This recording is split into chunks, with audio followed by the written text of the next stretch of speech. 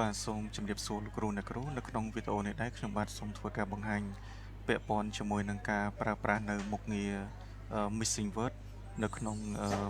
មុខងារ call quiz របស់ UPOP បាទ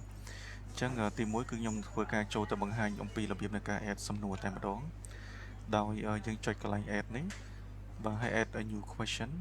ហើយយើងយកពាក្យថា select missing word បាទហើយចុចពាក្យ add មកបាទកន្លែង question name នេះគឺយើងធ្វើការដាក់លេខរៀងសំណួរមកបាទឬក៏ missing word មកវិញក៏បានដែរដោយសារវាកដោប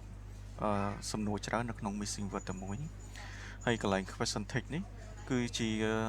paragraph sentence ឬក៏ជាការរៀបជា clear មួយដែលយើងដាក់នៅក្នុងនេះអញ្ចឹងខ្ញុំឧទាហរណ៍បាទខ្ញុំឧទាហរណ៍ជា text មួយដែល text នេះគឺខ្ញុំនឹងបដាច់ word នៅក្នុងនេះដើម្បីឲ្យយើងអាចធ្វើការ fill នៅក្នុងចន្លោះហ្នឹងបាទជាលក្ខណៈ missing word នៅក្នុងហ្នឹងបាទអញ្ចឹងក្នុងនេះយើងអាចធ្វើការរៀបចំជាparagraph sentence របៀបមិនក៏បានដែរដែលយើងអាចផ្ដាច់ពាក្យបានបាទអញ្ចឹងកន្លែងនេះដើម្បីធ្វើការផ្ដាច់បានឧទាហរណ៍ថា missing word នៅក្នុងចំណុចនេះបាទអញ្ចឹងពាក្យ existent អញ្ចឹងពាក្យ existent នេះដើម្បីធ្វើការផ្ដាច់បានគឺយើងធ្វើការ copy សិនមកបាទបន្តមកទៀតគឺយើងធ្វើការដាក់គ្នាបបាទគ្នាប2អញ្ចេះហើយយើងដាក់លេខ1មកហើយយើងបិទគ្នាប2វិញបាទបន្តមកទៀតគឺលោកគ្រូអុសមកខាងក្រោមហើយធ្វើការមើលកន្លែង choice 1នេះបាទដែលគេដាក់គ្នាប2សងខាងហើយលេខ1ហ្នឹងគឺយើងយកចម្លើយយកមកដាក់នៅកន្លែងហ្នឹងបាទអញ្ចឹងគឺតម្រង់នៃការរៀបចំគឺដូចគ្នាអញ្ចឹងហើយបន្តមកទៀតខ្ញុំឧទាហរណ៍ចំនួន3ចុះបាទកុំឲ្យចំណាយពេលយូរអញ្ចឹងឧទាហរណ៍ទៅលើពាក្យនៅជួរខាងនេះមួយទៀតបាទពាក្យparalysis បាទតើពាក្យនេះចុះអញ្ចឹងធ្វើការ copy ហើយអស់មកខាងក្រោមមកគឺយើងដាក់ឡើង choice 2បាទហើយកុំភ្លេចកែកន្លែងហ្នឹងផងខ្ញុំភ្លេចវិញពាក្យ paralysis វិញហ្នឹងកន្លែងនេះគឺយើងកែយើងបើកគ្នាបមកហើយ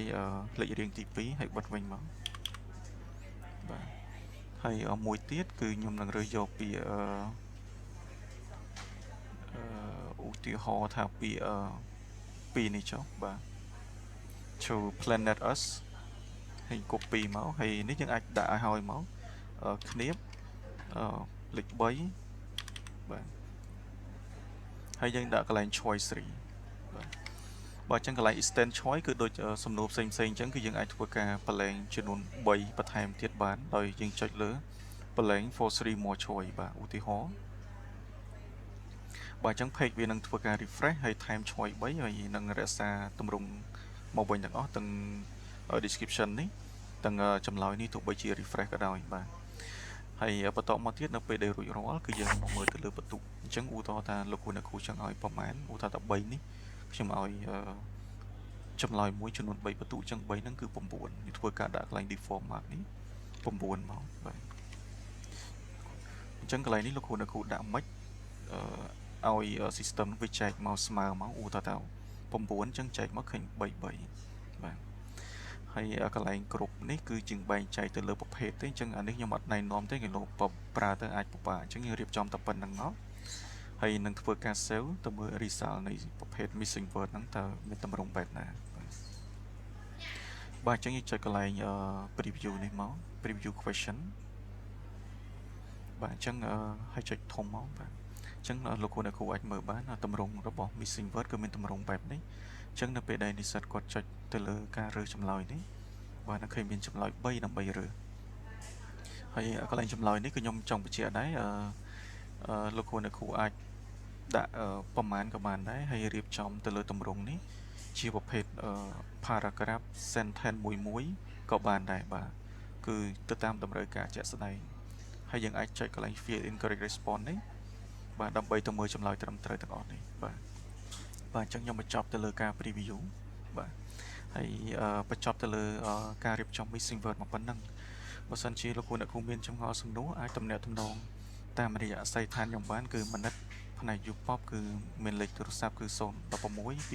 175បាទសូមអរគុណ